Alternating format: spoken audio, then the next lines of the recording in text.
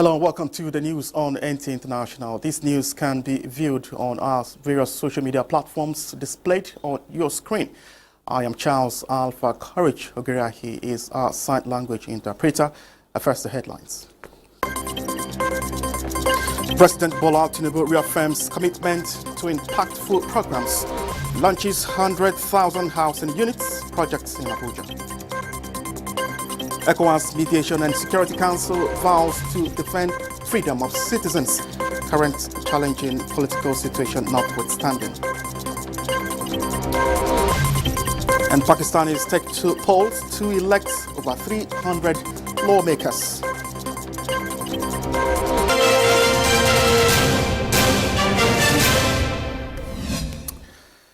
All right, we begin with the sharing news of President Bola Tinubu approving the immediate releases of 42,000 metric tons of grains from the national reserves as part of measures to cushion the current hardship of food shortage in the country. President Bola Tinubu has again promised more positively impacting programs and projects that will leave the country of Nigeria brighter than he met it.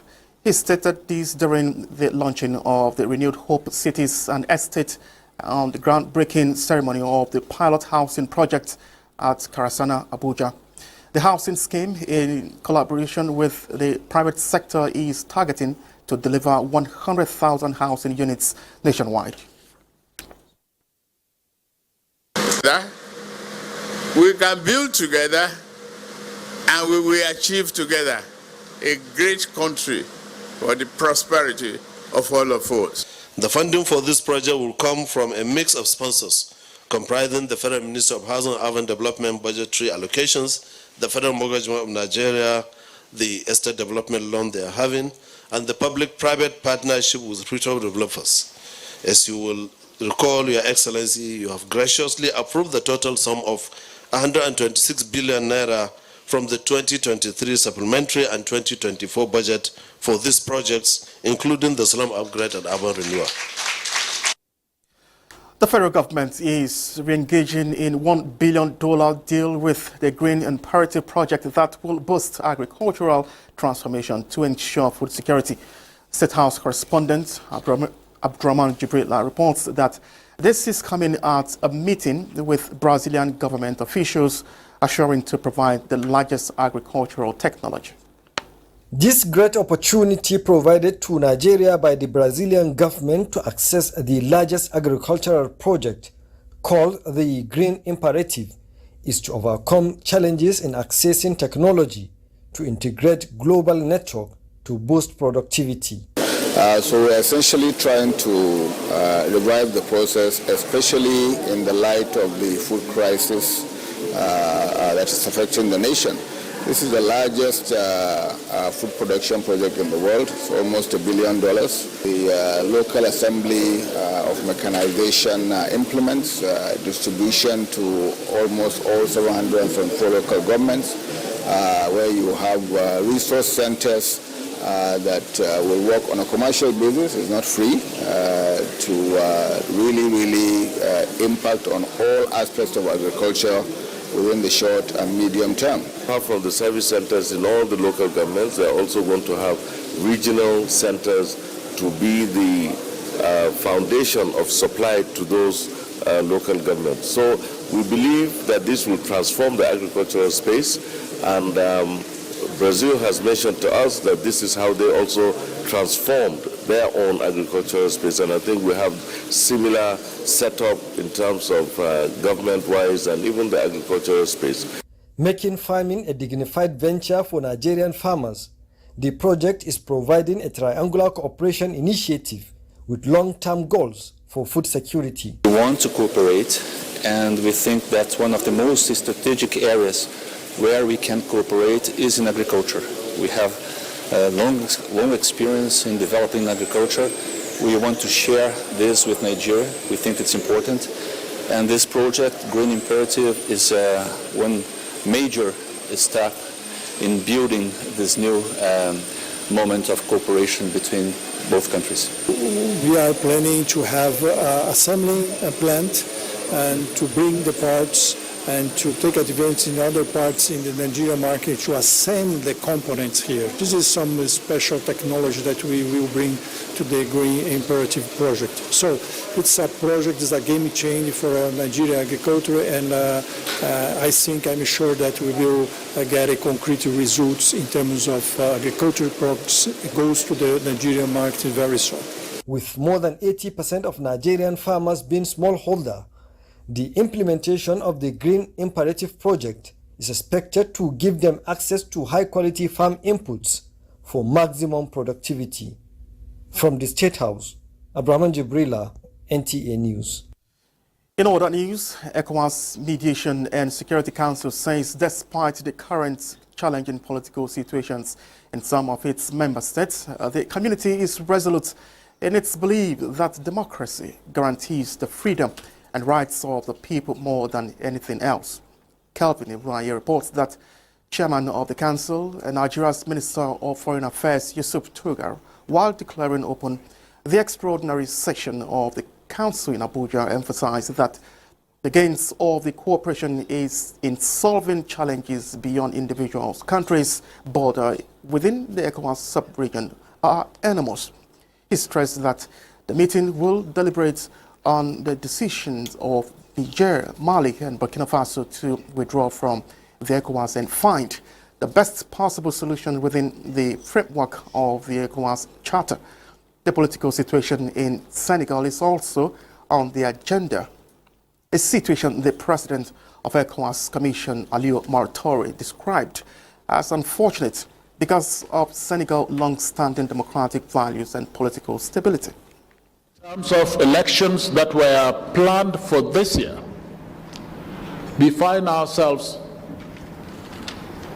with more problems, with problems that have been compounded by various factors. These unfolding events in the region are posing challenges that risk threatening stability in our countries. A resolution is expected at the end of the closed doors session. In the meantime, the Republic of Mali, Niger, and Burkina Faso has said they are not bound to the Article 91 of the Economic Community of West African States, ECOWAS. Article 91 states that member countries remain bound by their obligations for a period of 1 year after notifying their withdrawal from the bloc.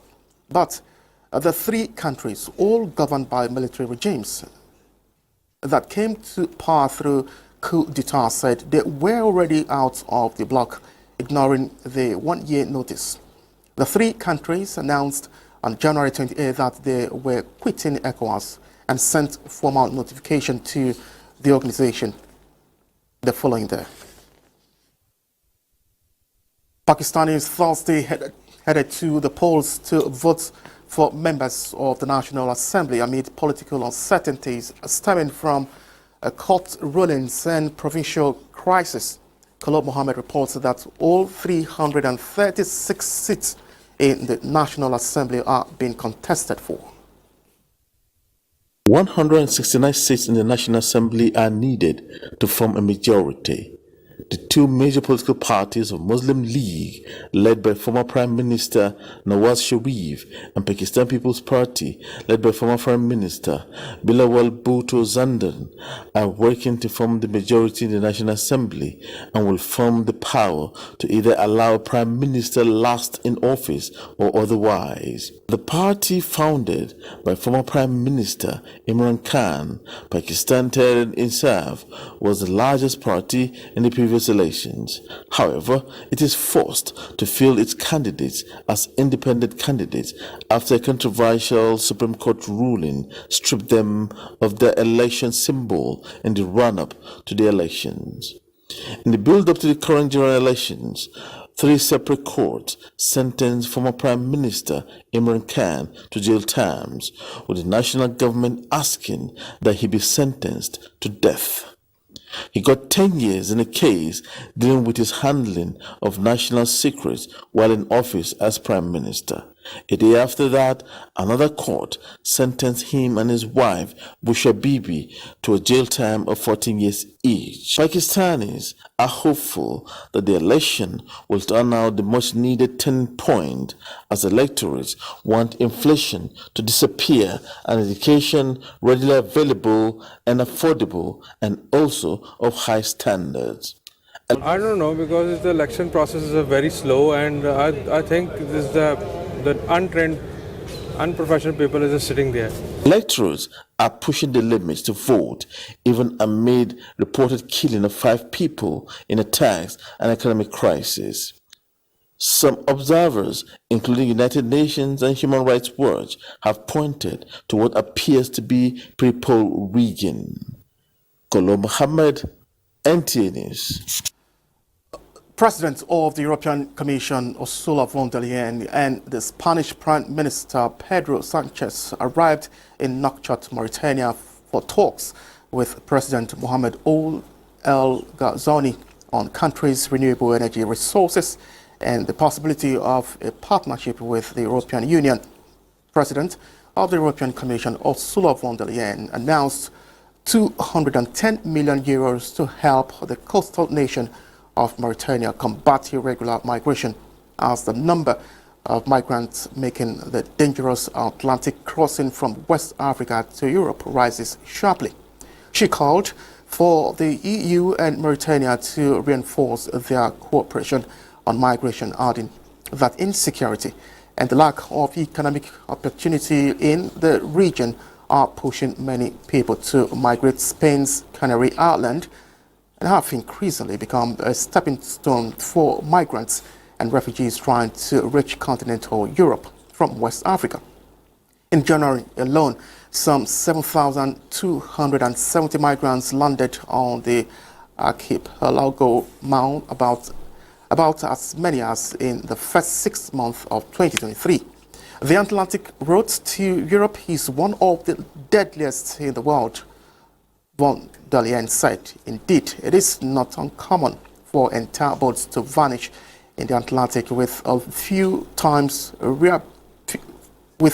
sometimes reappearing months later on the other side of the ocean with no survivors. And now in the UK, King Charles III has shared his first public statement since being diagnosed with cancer.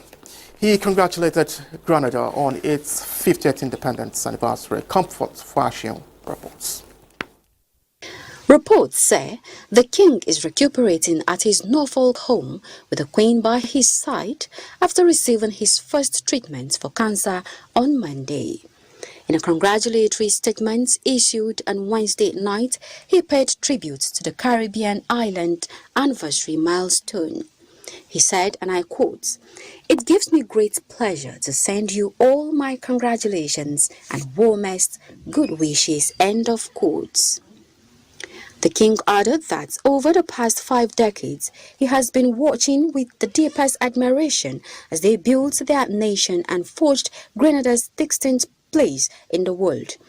The king also said, and I quote, "Together you have established Grenada as an exemplar of democracy, human rights and the rule of law.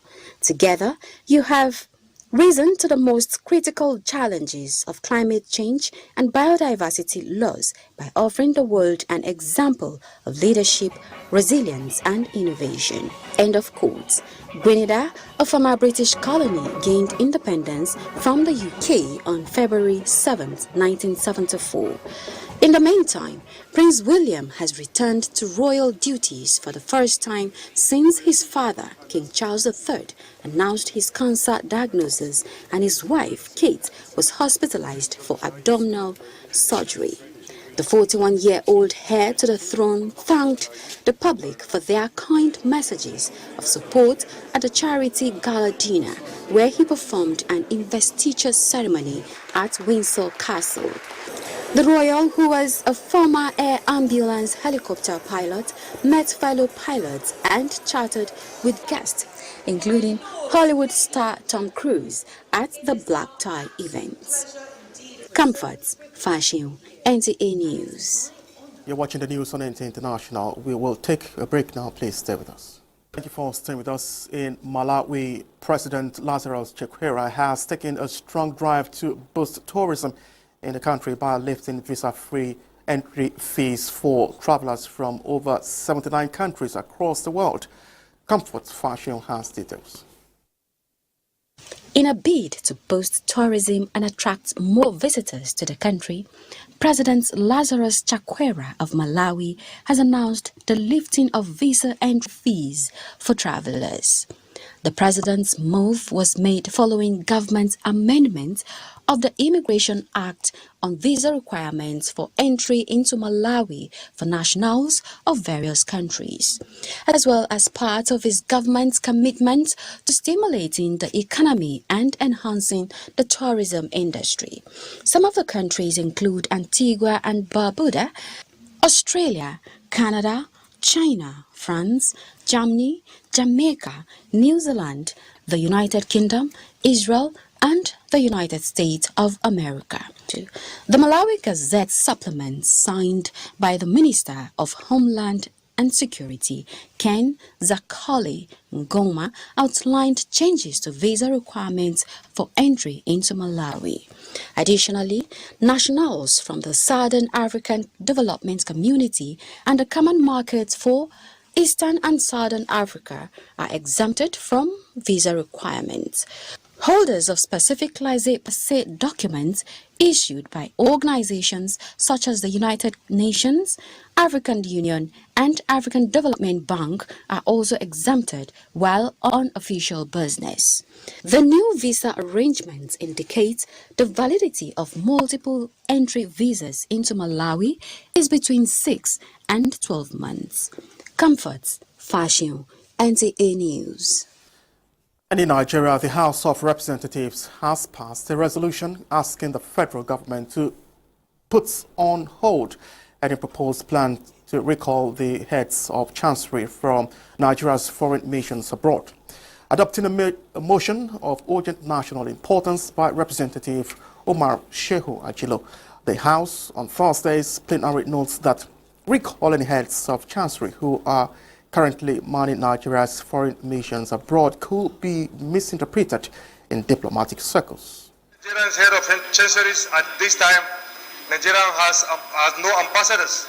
Having earlier withdraw on all ambassadors on her foreign missions will give credence to the dangerous assertions of a political instability back home that will be hazardous to Nigerian diplomatic relationship with other countries and a huge disservice to Nigerians abroad who may need their services.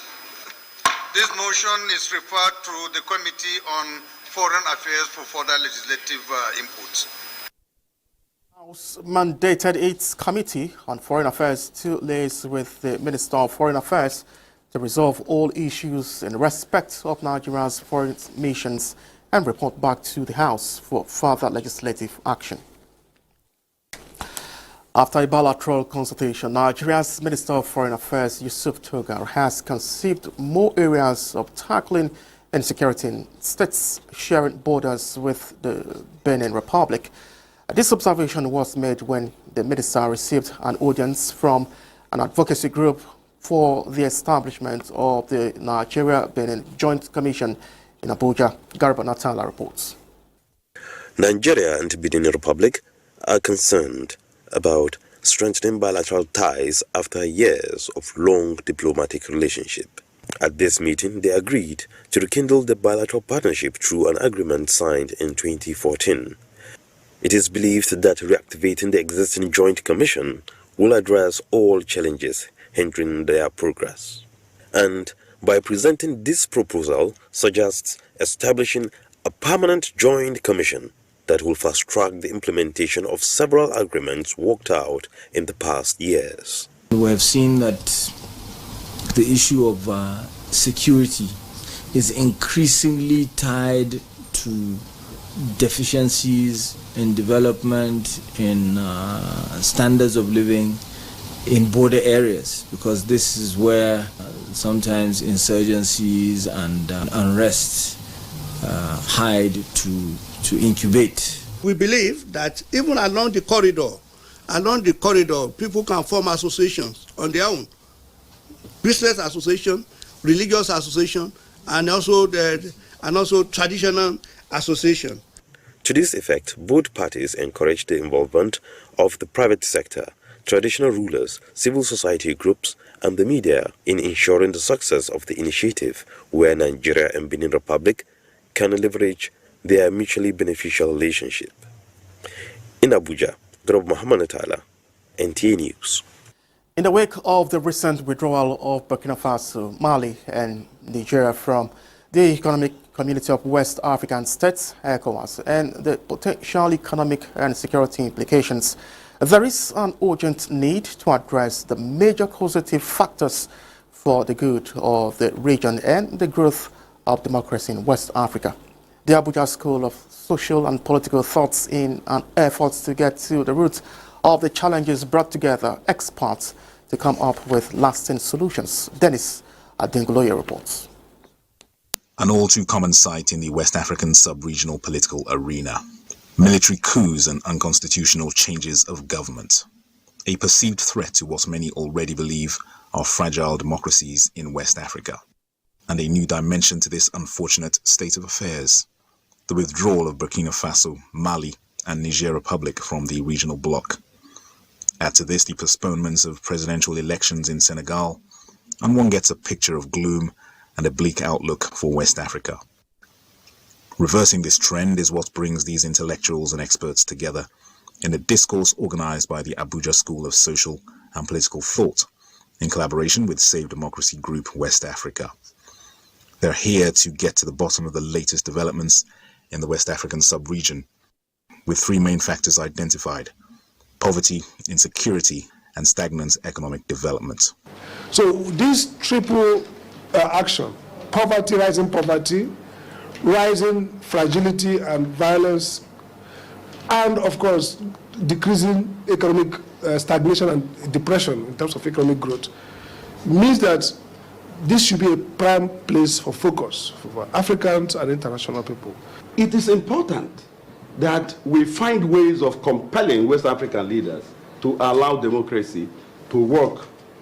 Democracy for me and for Save Democracy West Africa is simply transferring power to the people.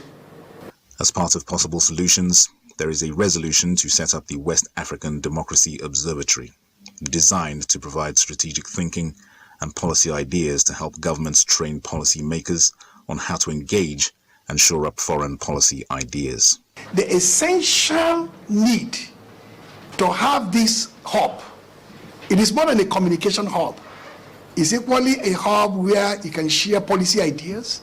It's a hub where you can build some momentum for preventive diplomacy. It's a place where you can gather data that could help with early warning and early response.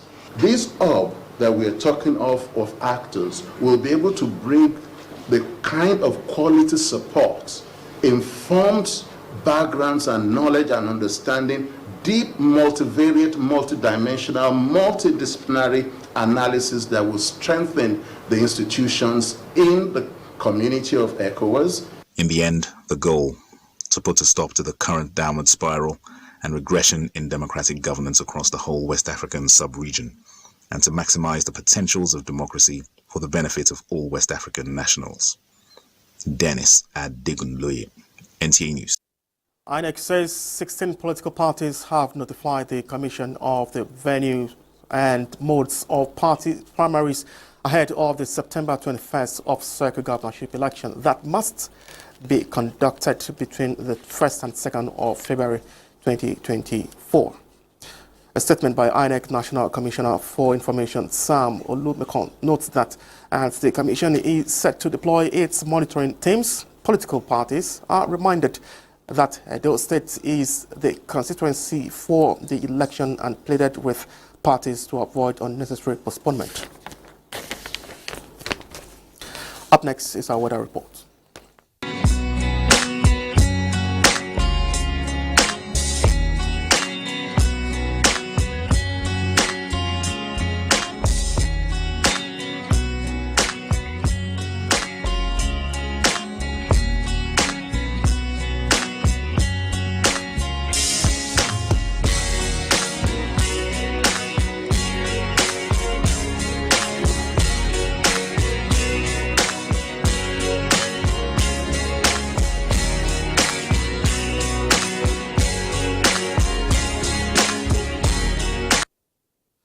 This is where we end the news. Many thanks for watching. I am Charles Alpha. Courage Ogeriahi has been our sign language interpreter.